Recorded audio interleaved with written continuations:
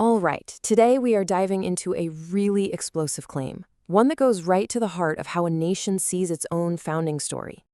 So let's just start with the big question that's been making the rounds online.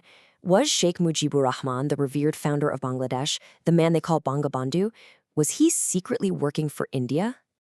The accusation itself is pretty blunt. It calls him a raw agent. Now, for anyone who doesn't know, RAW is India's foreign intelligence agency. You can think of it as their version of the CIA. And this isn't just some random internet comment. Nope. This is a story with some really deep historical roots that is now getting a second life online. So you might be asking, where is this even coming from? Well, the whole argument really hangs on these secret meetings that supposedly happened long before the 1971 Liberation War even began. So let's unpack this. Let's trace it all back to the beginning and look at the events they use as proof.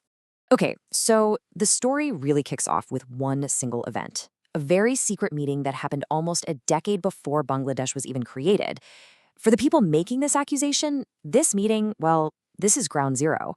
It's the foundation for their entire argument. And what's wild is how specific the details of this alleged meeting are. You got the key players, Mujib himself and an Indian diplomat named S.S. Banerjee. You have the exact time, the night of Christmas Eve, 1962, and you have the supposed purpose. According to Banerjee's own account, Mujib was there to feel out what kind of help his movement for autonomy could get from India. Now, putting this on a timeline is really key because you can see this 1962 meeting happened years before Mujib's famous six-point demand and way before the war. So for his critics, this early contact is all the proof they need of a long-term plan. But for his supporters, they see it differently. They see a pragmatic leader just exploring every possible option for his people. And this idea of him working with India wasn't just some online rumor. For a time, it was an official state accusation, coming directly from the government of Pakistan. Yep, back in 1968, the Pakistani government made it official. They charged Mujib and 34 others in what became known as the Agartala conspiracy case. And the charge? Treason. They claimed he was conspiring with India to break East Pakistan away from the country.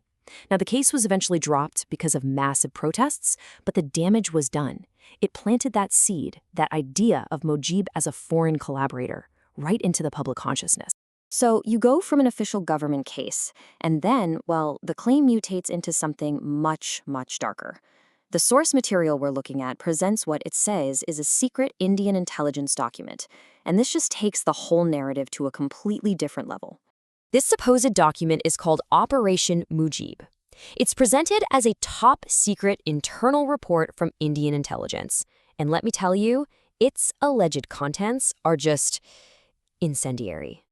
I mean, just listen to this supposed quote from that report. It paints Mujib as this perfect tool to be used against his own country and his own religion. It suggests the whole goal wasn't just political separation, but a complete cultural and economic takeover. This kind of language turns a political story into this sinister plot against a whole group of people in their faith. So that brings us to the big question. Why? Why has this label of him being an agent stuck around for more than half a century? Well, it's because real historical events and modern-day politics have created these two totally opposite competing stories about the very same person. So here's how this narrative was built, step by step. It all starts with those early secret meetings, which naturally created suspicion. Then, that suspicion gets an official stamp of approval from the Agartala conspiracy case.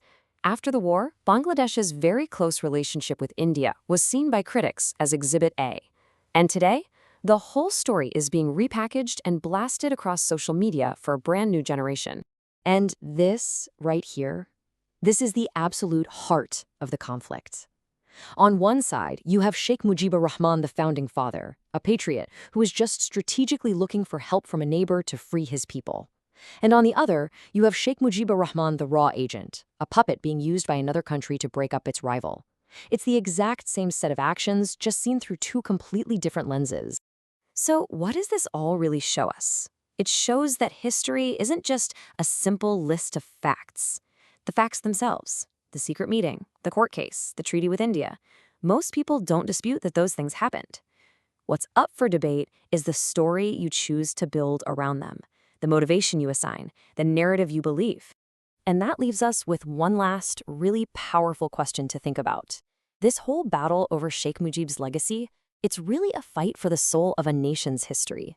It makes you wonder, when the past itself becomes a battlefield, who actually gets to decide what's true? Who gets to write the final story?